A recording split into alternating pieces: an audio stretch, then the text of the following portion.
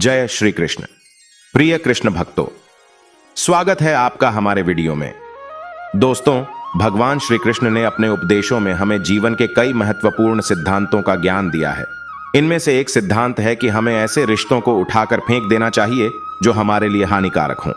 श्री कृष्ण ने कहा है कि हमें ऐसे लोगों से दूर रहना चाहिए जो हमें दुख देते हैं, हमें नीचा दिखाते हैं या हमें गलत रास्ते पर ले जाते हैं। ऐसे लोग हमारे जीवन में केवल विष घोलते हैं और हमें आगे बढ़ने से रोकते हैं। भगवान श्री कृष्ण ने बताया है कि एक किसान अपने खेत में जंगली घास को उखाड़ कर फेंक देता है क्योंकि वह उसके खेत को नुकसान पहुंचाती है। इसी तरह हमें अपने जीवन से ऐसे लोगों को उखाड़ कर फेंक देना चाहिए जो हमारे लिए हानिकारक हों। श्री कृष्ण की इस सीख को समझना बहुत जरूरी है क्योंकि हमारे जीवन में ऐसे कई लोग होते हैं जो हमें नुकसान पहुंचा सकते हैं।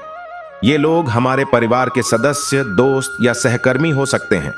ऐसे लोगों से दूर रहकर हम अपने जीवन को बेहतर बना सकते हैं।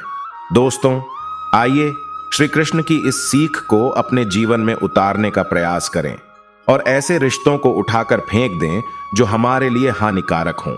भगवान श्री कृष्ण ने कई संकेत दिए हैं जो बताते हैं कि हमें किसी रिश्ते को खत्म कर देना चाहिए।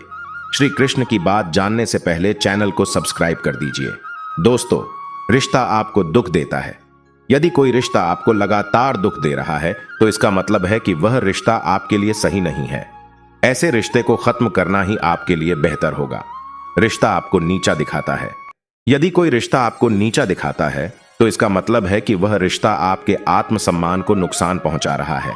ऐसे रिश्ते को खत्म करना ही आपके लिए बेहतर होगा। रिश्ता आपको गलत रास्ते पर ले जा रहा है। यदि कोई रिश्ता आपको गलत रास्ते पर ले जा रहा है तो इसका मतलब है कि वह रिश्ता आपके लिए हानिकारक है। ऐसे रिश्ते को खत्म करना ही आपके लिए बेहतर होगा। अगर आपके जीवन में ऐसे कोई रिश्ते हैं जो इनमें से किसी भी श्रेणी में आते हैं तो आपको उन रिश्तों को खत्म करने पर विचार करना चाहिए। दोस्तों, सच ही कहा गया है कि जो तुम्हें देते हैं गम और दर्द, जो तुम्हें करते हैं अपमान, जो तुम्हें नहीं देते हैं सम्मान, उठाकर फेंक दो ऐसे रिश्तों को। जो तुम्हारी खुशी में नहीं खुश होते हैं, जो तुम्हारी सफलता में नहीं खुश होते हैं, जो तुम्हारे लिए नहीं होते हैं, उठाकर फेंक दो ऐसे रिश्तों को।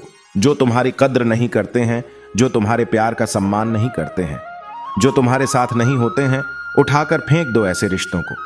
और फिर देखो तुम कैसे उड़ते हो, कैसे तुम्हारी जिंदगी में खुशियां आती हैं, कैसे तुम्हारे जीवन में सकारात्मकता आती है। उठाकर फेंक दो ऐसे रिश्तों को जो तुम्हें नहीं देते हैं खुशियां, जो तुम्हें नहीं देते हैं प्यार, जो तुम्हें नहीं देते हैं सम्मान। और फिर देखो तुम कैसे बदल जाते हो, कैसे तुम्हारा जीवन बदल जाता है, कैसे तुम्हारी जिंदगी में खुशियां आ जाती हैं। दोस्तों, श्री कृष्ण अपने भक्तों को रिश्तों के बारे में एक कहानी सुनाते हैं तो खो जाए इसी कहानी में पहले वीडियो को लाइक कर दीजिए। दोस्तों, एक छोटे से गांव में रीना नाम की एक लड़की रहती थी। रीना बहुत ही दयालु और मददगार थी। वह हमेशा दूसरों की मदद करने के लिए तैयार रहती थी। रीना के पड़ोस में एक लड़का रहता था जिसका नाम राहुल था। राहुल एक स्वार्थी और मतलबी लड़का था। वह हमेशा दूसरों का फायदा उठाने की कोशिश करता था। रीना और राहुल बचपन से ही एक दूसरे के दोस्त थे, लेकिन राहुल की स्वार्थी प्रवृत्ति के कारण रीना को उसे पसंद नहीं था। लेकिन फिर भी वह राहुल की दोस्ती निभाती रही। एक दिन रीना और राहुल स्कूल से घर लौट रहे थे। तभी रास्ते में उन्हें एक बूढ़ा आदमी मिला। बूढ़ा आदमी बहुत बीमार लग रहा था। वह चलने में भी असमर्थ था। रीना ने बूढ़े आदमी की मदद करने का फैसला किया।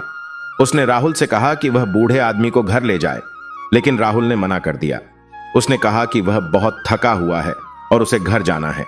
रीना ने राहुल की बात नहीं मानी और उसने बूढ़े आदमी को घर ले जाने का फैसला किया। उसने बूढ़े आदमी को अपनी पीठ पर उठाया और उसे घर तक ले गई। बूढ़े आदमी ने रीना की मदद के लिए उसे धन्यवाद दिया। राहुल रीना की इस मदद को देखकर जल उठा। उसने रीना से कहा कि वह एक बेवकूफ है। उसने कहा कि बूढ़े आदमी ने उसे धन्यवाद दिया क्योंकि वह एक औरत है। राहुल की बातों से रीना को बहुत दुख हुआ। रीना ने राहुल से कहा कि वह अब उसे दोस्त नहीं मानती। उसने कहा कि वह ऐसे लोगों से दोस्ती नहीं करना चाहती जो स्वार्थी और मतलबी होते हैं। राहुल रीना की बातों से बहुत नाराज हुआ। उसने रीना को धमकी दी कि वह उसे कभी भी माफ नहीं करेगा। रीना ने राहुल की धमकी की परवाह नहीं की।